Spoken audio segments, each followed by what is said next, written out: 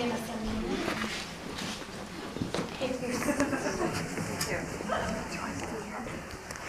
We're putting you in the middle. Oh no, we decided that you're going in the middle. I'm in trouble, I think. It's in the hot seat. Yeah. You need water. Yeah, water would be great. And I have to give one shameless plug for the Women's Bar Association as the membership director. If you are an attorney in the room, and I know there's a lot of you, please do join. Membership forms are out in the hallway, and you can come see me, and I will track you down later. So thanks very much for that. And I'd like to introduce our panelists. We have Judge Andrea Johnstone from the U.S. District Court for the District of New Hampshire here with us, followed by New Hampshire Supreme Court Justice James Bassett and Emily Rice, Manchester City Solicitor. So thanks for being with us tonight.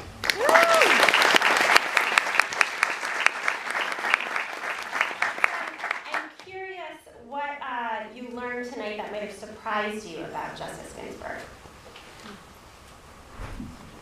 I'll start. The mic should be on. She doesn't sleep. That sort of boundless energy and sort of never stopping, and you hear about it, but this movie really captured it for me, and it was something that really impressed me. And the closer your mouth gets to the mic, the louder it'll be. I think that what impressed me was that Justice Ginsburg's been a person with a mission for a long time and never took her eye off the ball, and was very impressive in her dedication and her accomplishments, and when opportunities presented themselves, she took them, and then did her role as an advocate, and then has assumed an amazing role on the court. So it's just, as was said earlier, it makes you feel very inadequate as a person to see everything that she's done. Well, I think that movie was really a love story, and I think it was about Ruth Bader Ginsburg's love for the law, and love for her family, love for her friends, and love for the opera. And she is really someone who has incredible discipline, and I didn't learn it necessarily in the movie, I learned it in preparing for this panel tonight, that she really was the architect of a very important constitutional litigation strategy. And she had very, very little litigation experience when she formulated that strategy. And her career objective was to subject gender discrimination to strict scrutiny in the equal protection analysis. And she got as far as heightened scrutiny, but it was a march step by step, just as her colleague had indicated.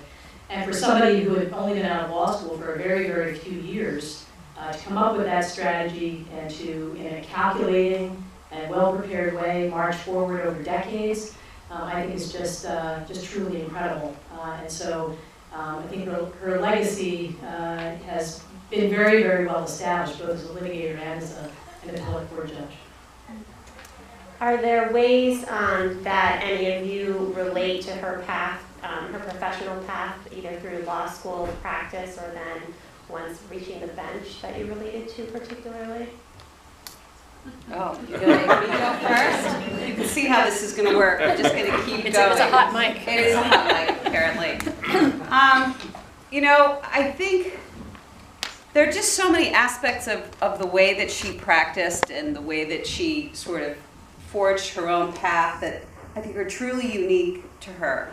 And I think for each one of us to try to sit down and say there's something about what we may have done or what we aspire to that's going to be emulating that or that is similar, I think is very difficult. But I definitely think the takeaway for probably many of us in this room is that notion that there were sacrifices that she made along the way to fulfill her professional dreams. But that she always kept the things that were important to her focal and central. Not only her work, but her family and her friendships. And throughout her work and also throughout this film, it became very clear that she had champions and that she had support. And that this wasn't something that she was doing truly alone, while she may have been very focused. And so that's something I think that I tried to do in my own practice in life as well, and it was sort of comforting and inspiring to see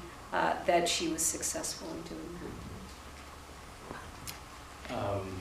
I think she had a path with so many obstacles in it, and I look back to my life, and I've had a pretty blessed life without that many obstacles, so I have a hard time seeing myself and what she's done.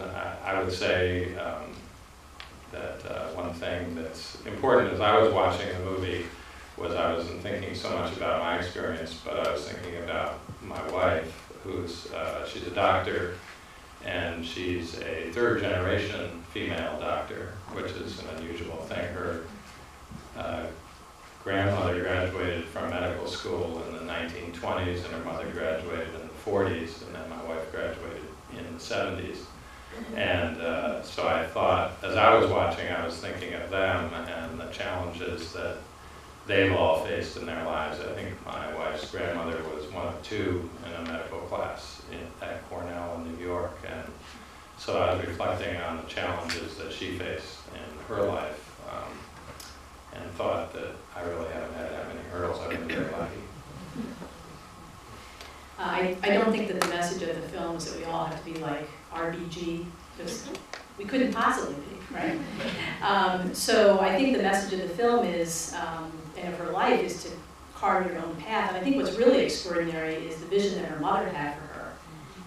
Her mother died the day before she graduated from high school, but she clearly made an impression in the advice that she gave her daughter. And her daughter took that to heart and carried it now through another, seven decades.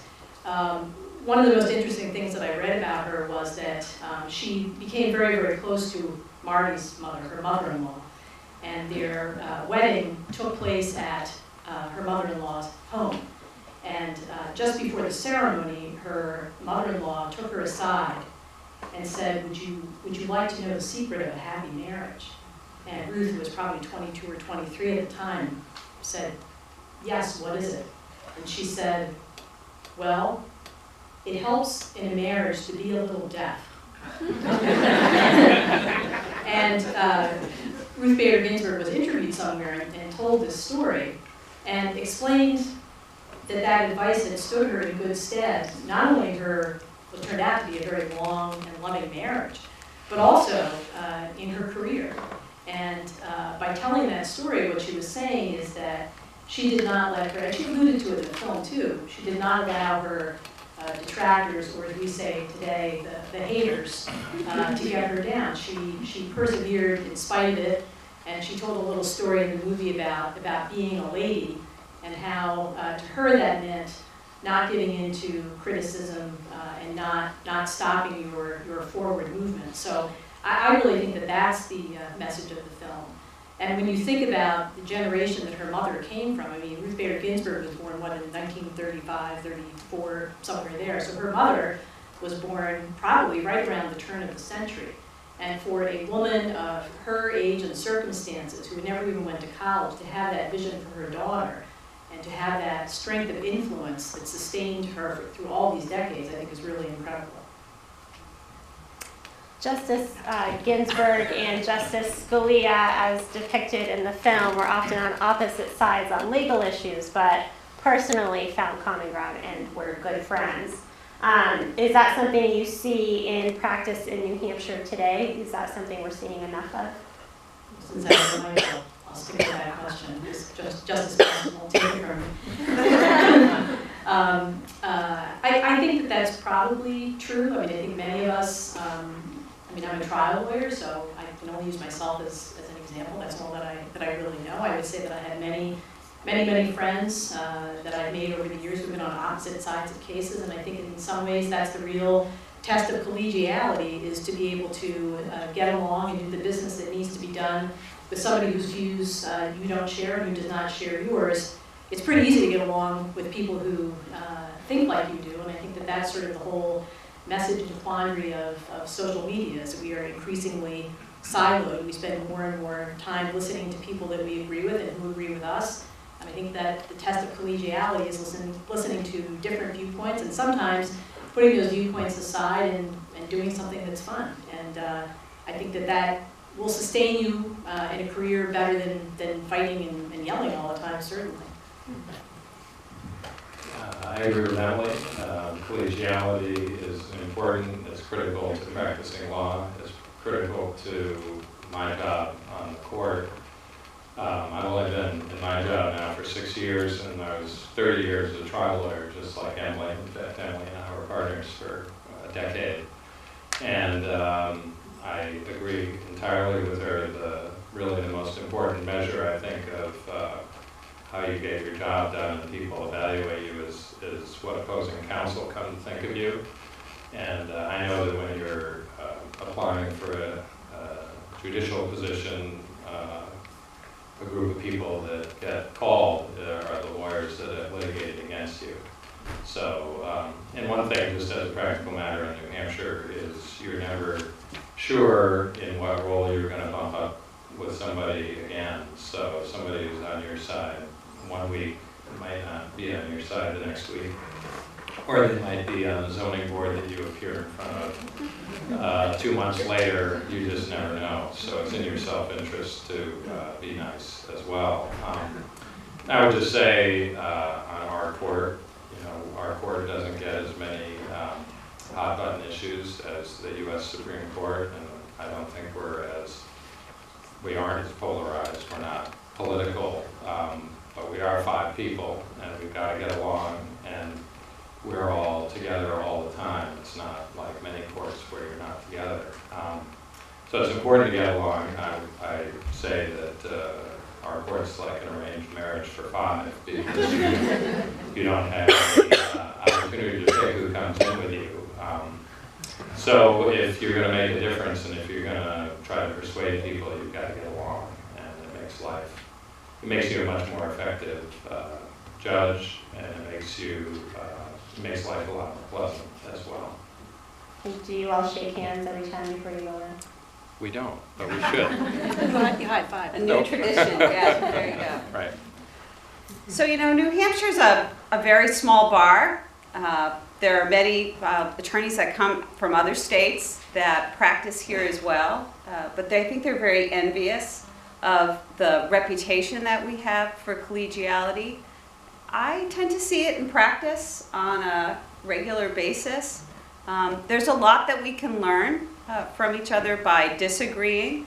There are many times that we become a better lawyer because we listen to what the other side has to say, and sometimes it does not result in winning our point, but we learn from it, and then the next time maybe the argument is better, or maybe you are able to persuade more effectively. But I think one of the unique things that we have here in New Hampshire is that what goes around comes around.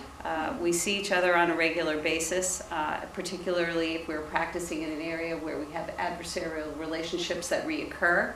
And so it allows for us to agree to disagree, to do our work, and then find the time. I think Emily was the one that said it, to try to have fun outside of that. So we've been able to do that, I think, for the most part. There are times when it doesn't happen as effectively as it should, but I think the bar overall, and in my experience, has been collegial, and we've been able to overcome our differences. Well, I'm watching the clock, and I wanted to give an opportunity for audience members to ask questions. So if you have a question, I will try to run to you with a microphone. No, I'll be the runner. You'll be the runner? I'll be the runner. Come on, you must have questions. Don't be shy. We'll do the Socratic method and just call it. No, it's okay. It's all right. I was wondering what your opinion was. One of the things that struck me and I wrote down was when they said nice girls don't speak up. And I was wondering what your reaction was to that, because I had a strong reaction to it.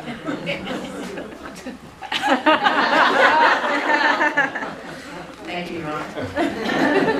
I think it's a matter of personal style. I think that even nice girls have to speak up once in a while when you feel provoked or inspired to do so. I think that again, I think the message of the film is. I think it's very inclusive. I think the message of the film is to fight for what's important and be yourself. And Justice Ginsburg was an incredible an incredible tactician. And I think that comes from incredibly hard work and discipline. And I think the other thing is that she had a vision. What she was contemplating doing with the law, with her strategy, had never been done before. And she succeeded in getting an equal protection analysis applied in a gender case for the first time in 1971. So she really was a very innovative and outside-the-box litigator, and she was able to parlay that into very, very significant litigation that really has changed the way that we live in this country. And I don't think that she necessarily knew that the strategy was going to work. She just had a sense that it would. And I think in some ways she thinks of herself as a very ordinary person. And when she's asked about the people on whose behalf she litigated cases, she describes them as very ordinary people too. And I think she kind of had a kinship for that and used her legal skills and built that kinship into incredible legacy of constitutional change. So yes, I think that she's a very quiet person. That was effective for her. That's not effective for everyone, but she certainly made it work. I don't know if I have standing to answer this question, but I would just say that my experience both in litigation and as a partner in a big law firm and on the court is that sometimes the people who speak the least and who speak the most quietly are the people who you need to listen to the most. And I can say there was nobody more effective on our court during the last 6 years than Justice Convoy, and she would speak rarely and speak, which is a surprise probably to some of you who've argued in front of our court, because she's speaking a lot then, but in terms of our deliberations, she wouldn't be the first to talk or the loudest to talk, but when she spoke, we listened, and she always made a huge difference. So it's speak softly and carry a big stick, and that's what she did.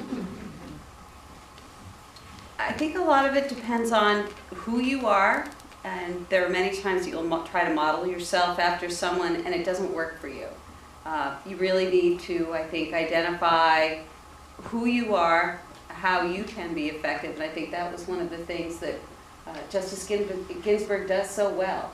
She's identified sort of her voice and who her audience is and who the individuals are that she needs to persuade.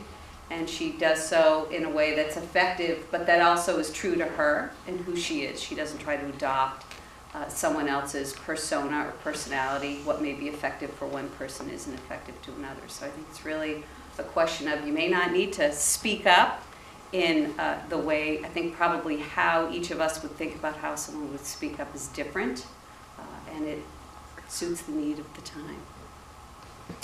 Emily, you referred to Justice Ginsburg and Marty's relation, or you referred to this movie being a love story, and I think a lot of it is their love story with Marty and Justice Ginsburg. What do you think we can learn from